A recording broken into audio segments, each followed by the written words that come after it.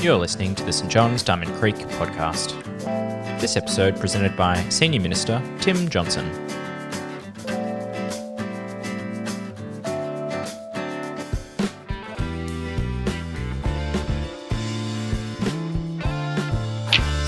Rejoice in the Lord always. I'll say it again, rejoice. Let your gentleness be evident to all. The Lord is near. Do not be anxious about anything, but in every situation, by prayer and petition with thanksgiving, present your requests to God. And the peace of God, which transcends all understanding, will guard your hearts and your minds in Jesus Christ. In Christ Jesus. Finally, brothers and sisters, whatever is true, whatever is noble, whatever is right, whatever is pure, whatever is lovely, whatever is admirable, if anything is excellent or praiseworthy, think about these things. Whatever you have learned or received or heard from me or seen in me, will put it into practice. And the God of peace will be with you. I have absolutely no problem going to sleep. When I turn off the light, I drop off to sleep pretty much straight away. But I do have a problem with waking with worries.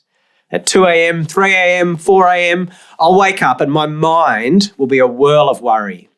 Problems that I need to solve. Conversations that I'm recounting and overanalyzing. Upcoming events that need to be planned. People or relationships that I'm concerned about. Now, that time of the night is never a great time for your best problem solving, but the cogs still turn and the worries still multiply. And so Philippians 4:6 is my go-to verse, which I preach to myself.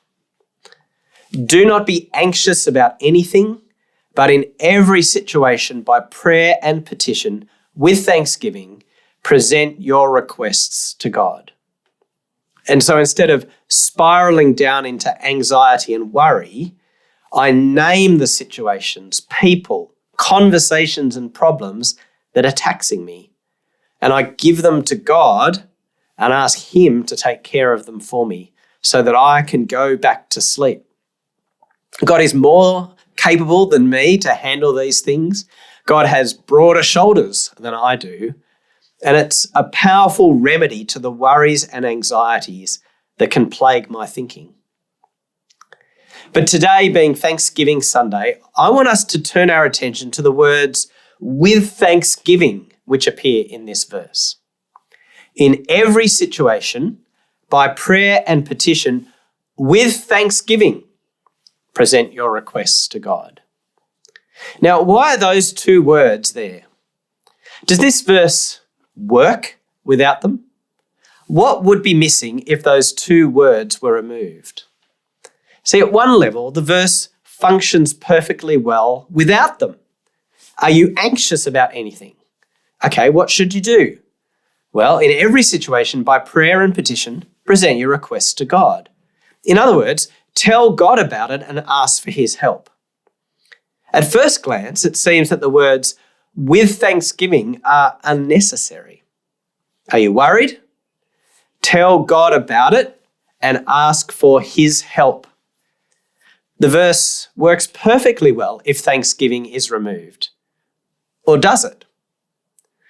The words "with thanksgiving" instruct us that as well as asking God for the things that we need and are anxious about, we should intermingle things that we're thankful for at the same time.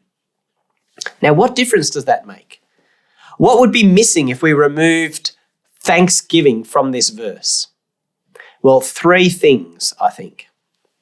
Firstly, without thanksgiving, we won't have confidence in God's character, and we'll be presenting our requests to an unknown God. Thanksgiving reminds us of the goodness and the grace of God. It reminds us of His character by drawing to mind who God is. You see, if you're anxious and worried about things and you're going to ask someone to help, you want to be confident that the person that you're asking for help is trustworthy and reliable, and that they are loving and have your best interests at heart. Why would you present your requests to God if you didn't trust him with them? No, thanksgiving brings to our minds the character of this God that we're turning to, that he's full of compassion, abounding in steadfast love, that he's a rock who is utterly faithful and reliable, that he is love in and of himself. Thanksgiving reminds us who God is and gives us confidence to ask for help. Secondly, without thanksgiving, we don't have confidence in God's track record. We'll be presenting our requests to an untested God. If we can draw to mind specific instances where God has helped us in the past, then of course that will build our confidence for the present and the future. Remember that thing that you were anxious and worried about a year ago? Remember how God sustained you and looked after you and even grew you through that period? Well, thank him for his track record in this, and it will stimulate confidence to give him today's worries too. When Paul, the writer of Philippians, speaks about thanksgiving, the emphasis is on God's grace to us in Jesus. If you need a track record to look at to know if God is trustworthy, then look at what Jesus has done. Out of love, God himself came and lived among us, sharing our lives and living the same things that spark anxiety in us. Jesus went to the cross to deal with our failings and sin, including the times where we failed to trust God and cling to our worries. Rather than trusting God and giving them over to him, Jesus has risen triumphant from the grave and defeated sin and death. So the victory has been won by Jesus, and the anxious worries of this world will not ultimately triumph over the good plans of God. If we name with thanks the good gifts of Jesus' life, death, and resurrection, we'll have less reason to be anxious and more reason to be confident that God has it in hand and we can trust him with our concerns. Thirdly, without thanksgiving, we don't get the benefit of hearing how God has helped other people. Now, I'm assuming here that thanksgiving is for sharing and that it's public. Again, this is the emphasis in the Bible. Thanksgiving is not supposed to be private and kept all to ourselves. We're to overflow with thankfulness and tell the deeds of God to other people.